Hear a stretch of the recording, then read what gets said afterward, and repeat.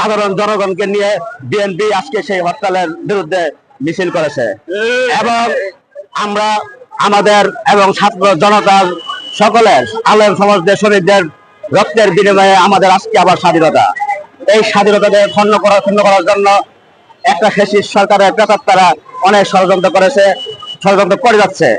আমরা তারেক রহমানের নেতৃত্বে দৃঢ়তার সাথে রাজপথে আছি, রাজপথে থাকবো। বর্তমান সরকারকে একটা সুন্দর মেসেজ দিতে চাই, স্পষ্ট মেসেজ দিতে চাই, আমাদের আন্দোলনের ফসল আপনাদের কাছে আমরা এবং জনগণ একটা সুস্থ নির্বাচন চাই।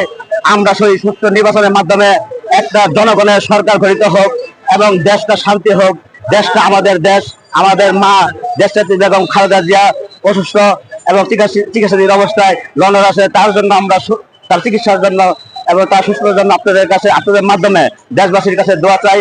এবং আরেকটা মেসেজ আমাদের নেতা দিয়ে দিয়েছে তারেক রহমান, বিএনপি জনগণের দল, জনগণের পাশে থাকতে হবে। কোন সন্ত্রাস এই দলের মধ্যে কোনো স্থান নাই।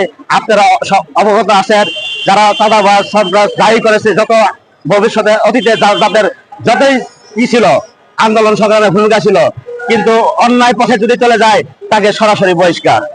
এবং আমাদের এই মেসেজ, আমরা এই বাসন থানায় কোন ধরনের চাঁদাবাজ, কোন ধরনের হাজানি সন্ত্রাস, কোন অরাজকতা দেশ তারেক রহমানের নির্দেশ করা যাবে না, করতে দেওয়া যাবে না।